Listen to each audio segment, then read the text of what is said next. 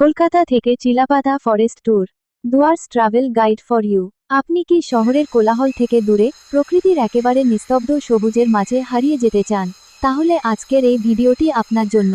আজ আমরা কথা বলবো কলকাতা থেকে চিলাপাতা ফরেস্ট ট্যুর, কিভাবে যাবেন, কোথায় থাকবেন আর কি কি দেখবেন, সবকিছু একেবারে সহজ ভাষায়।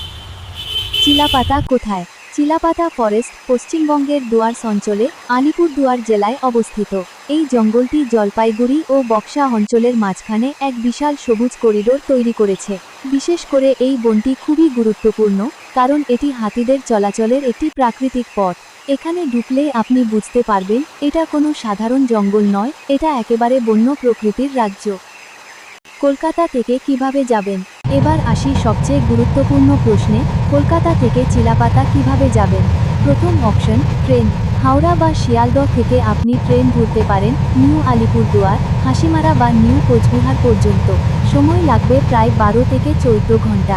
দ্বিতীয় অপশন ফ্লাইট।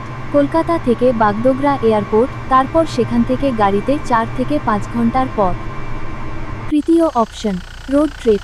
যদি আপনি ড্রাইভিং ভালোবাসেন তাহলে নিজে গাড়ি নিয়েও যেতে পারেন, এটা একটু লম্বা হলেও খুব সুন্দর একটা জার্নি।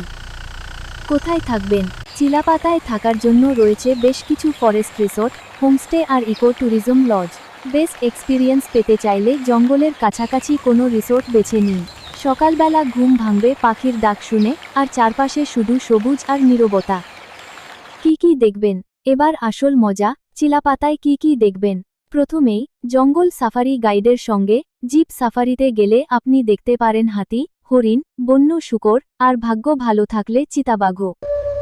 দ্বিতীয়, নলরাজাগড় জঙ্গলের ভেতরে লুকিয়ে থাকা একটি প্রাচীন দুর্গের ধ্বংসাবশেষ। এটা শুধু একটা ঐতিহাসিক জায়গা নয়, এটা একেবারে রহস্যে ভরা একটি স্পট। তৃতীয়, জলপদাপাড়া ন্যাশনাল পার্ক কাছেই, এখানে এক শৃঙ্গ গন্ডার দেখার সুযোগ রয়েছে।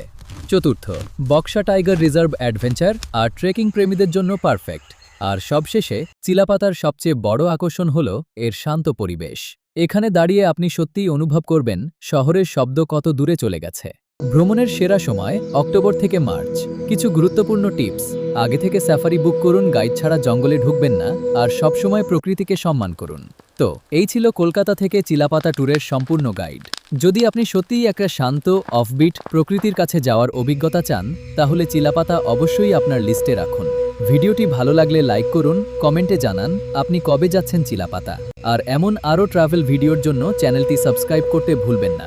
ধন্যবাদ।